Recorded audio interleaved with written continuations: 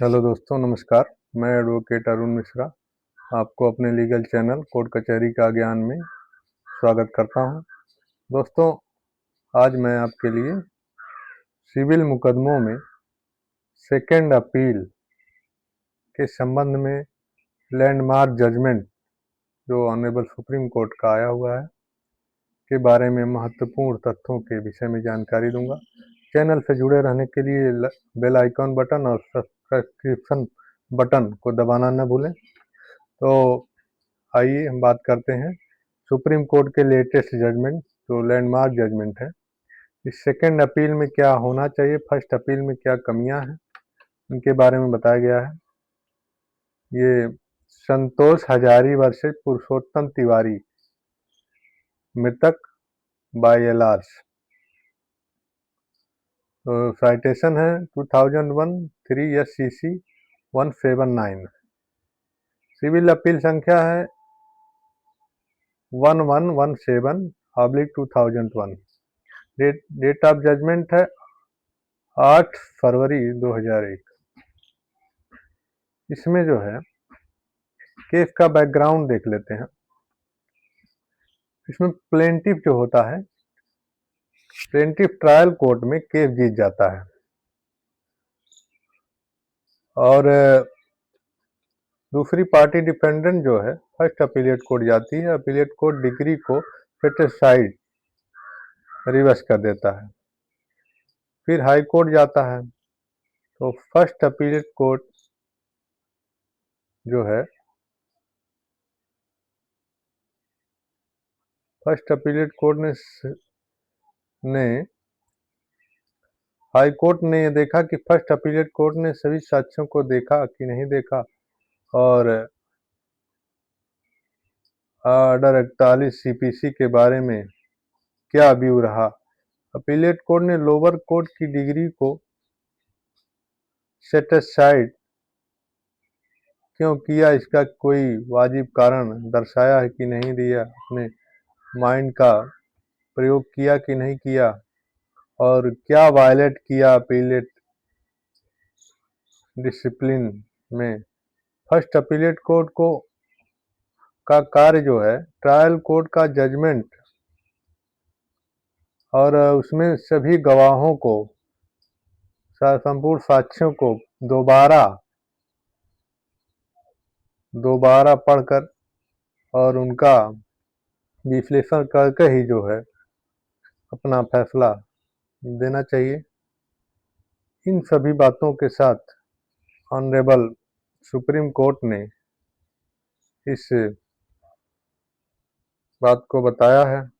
ये double bench RP Lohati और ब्रिजेश कुमार की डबल बेंच द्वारा दिया। इसमें मामला था कि 4/3/1983 को वादी अपीलकर्ता स्वामित्व की घोषणा और कब्जे की वसूली प्रतिवादी गण को वादी के कब्जे में हस्तक्षेप को रोकने के लिए निषेधाज्ञा का वाद दाखिल किया। 41/1 1.09 एकड़ क्षेत्रफल के संपत्ति पर।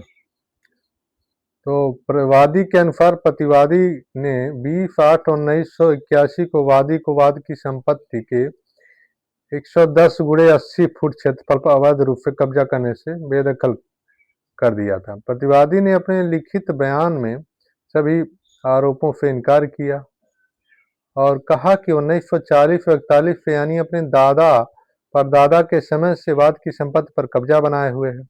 वादी द्वारा दायर किया गया कि मुकदमे वादी के कब्जे से बेदखल होने की तारीख के 12 वर्ष से अधिक समय बाद दाखिल किया, इसलिए सीमा के कारण वर्जित माना जाना चाहिए। लिखित बयान में यह भी दलील दी कि प्रतिवादी ने प्रतिकूल कब्जे के माध्यम से स्वामित्व प्राप्त कर लिया।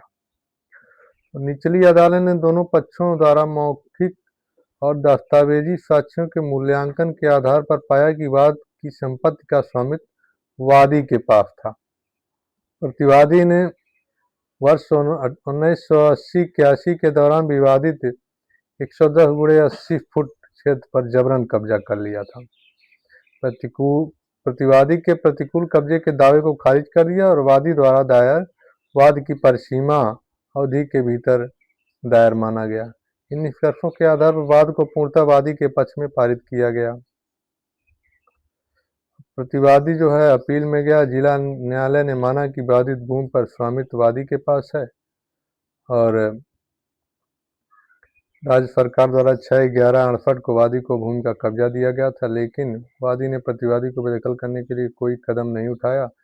वादी द्वारा प्रतिवादी द्वारा 20/8/81 को विवादी भूमि पर जबरन कब्जा करने का दावा मान नहीं प्रतीत होता। इन निष्कर्षों के आधार पर अपील स्वीकार कर ली गई और निचले अदालत के फैसले को और डिग्री को पलट दिया। वादी ने दूसरी अपील दायर की, जिसे न्यायालय ने हाईकोर्ट ने प्रारंभिक चरण में ही खारिज कर दिया गया और उच्च न्यायालय ने संक्षिप्त आदेश देते हुए कहा, मामले का निपटारा तथ्यों के आधार पर हो चुका है और निर्णय हेतु कोई महत्वपूर्ण विधि प्रश्न नहीं उठता है। पीड़ित वादी ने विशेष अनुमति से यह अपील ऑनरेबल सुप्रीम कोर्ट में दाखिल की। वादी अपीलकर्ता की ओर से दिनांक 12/1/2001 को न्यायालय में आवेदन दाखिल किया गया, जिसपे न्यायालय ने विचार किया और ऑनरेबल सुप्रीम कोर्ट ने परिसीमा अधिनियम 1963 के अनुच्छेद 65 के तहत समय सीमा बाधित होने के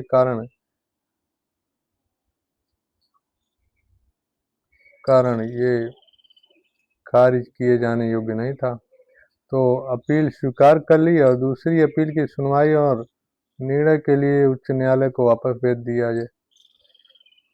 तो इसमें जो है उच्च न्यायालय को यानी सुप्रीम कोर्ट ने बताया कि उच्च न्यायालय ने सीपीसी की धारा 105 के परंतु के तहत इस मामले में शामिल किसी अन्य प्रश्न को निर्धारित नहीं किया और इसमें हाई कोर्ट का दायित्व होता है कि वो मामले के फैक्ट को सेकंड अपील में नहीं देखेगा।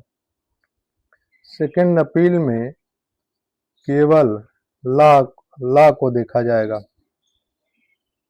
और लॉ ही जो है लॉ के ही आधार पर इस अपील को जजमेंट पॉसिबल है।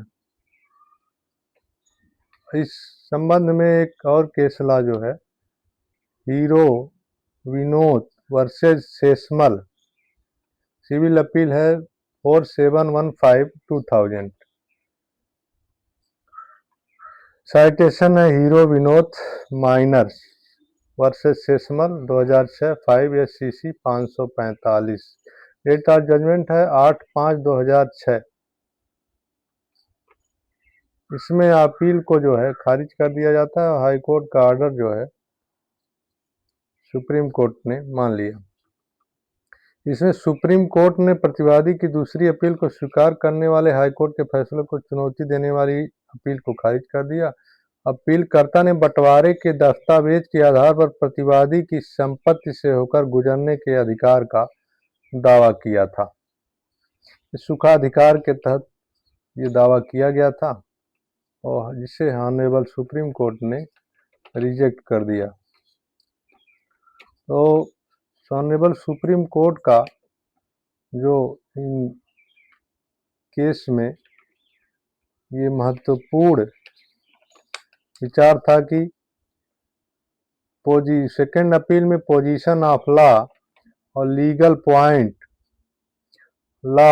के बारे में ही बात की जाएगी। फैक्ट नहीं देखा जाएगा, नया लीगल पॉइंट कोई नहीं देखा जाएगा।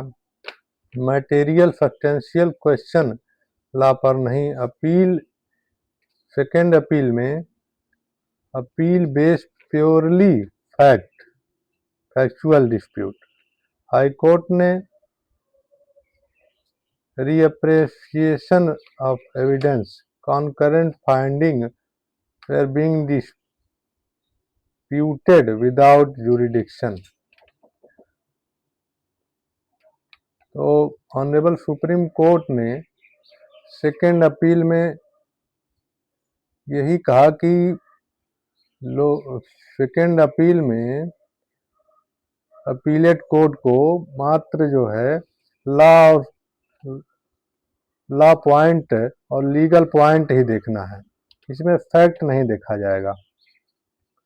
तो ये ऑनरेबल सुप्रीम कोर्ट का महत्वपूर्ण जजमेंट आप लोग नोट कर लेंगे और इसका लाभ आपको आपके सिविल मुकदमे में ज़रूर मिलेगा।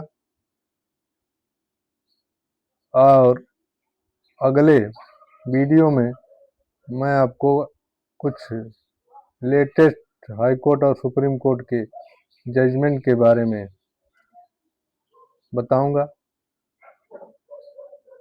और चैनल से जुड़े रहने के लिए सब्सक्रिप्शन और बेल आइकन की बटन को दबाना ना भूलें। तब तक के लिए नमस्कार।